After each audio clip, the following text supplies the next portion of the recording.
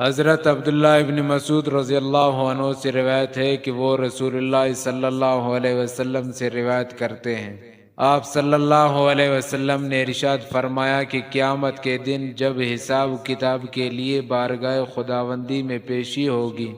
تو آدمی کے پاؤں اپنی جگہ سے سرک نہ سکیں گے جب تک کہ اسے 5 چیزوں کے بارے میں پوچھ گچھ نہ کر لی جائے۔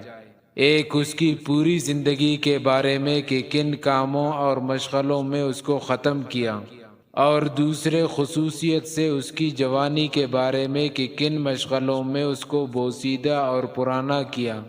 اور تیسرے اور چوتھے، مال و دولت کے بارے میں کہ کہاں سے اور کن طریقوں سے اور راستوں سے اس کو حاصل کیا تھا، اور کن کاموں اور کن راہوں سے اس کو صرف کیا، اور 5واں سوال یہ ہوگا کہ جو کچھ معلوم تھا اس پر کتنا عمل کیا۔ حضرت رافع بن خدیج رضی اللہ عنہ سے روایت ہے کہ رسول اللہ صلی اللہ علیہ وسلم سے دریافت کیا گیا کہ حضرت کون سی کمائی زیادہ پاک اور اچھی ہے؟ آپ صلی اللہ علیہ وسلم نے فرمایا کہ آدمی کا اپنے ہاتھ سے کوئی کام کرنا، اور ہر تجارت جو پاک بازی کے ساتھ ہو۔ حضرت ابو ہریرہ رضی اللہ عنہ سے روایت ہے کہ رسول اللہ صلی اللہ علیہ وسلم نے فرمایا، جو کوئی صاحب ایمان بندہ درخت کا پودا لگائے یا کاشت کرے، پھر اس میں سے پرندے کھائے یا آدمی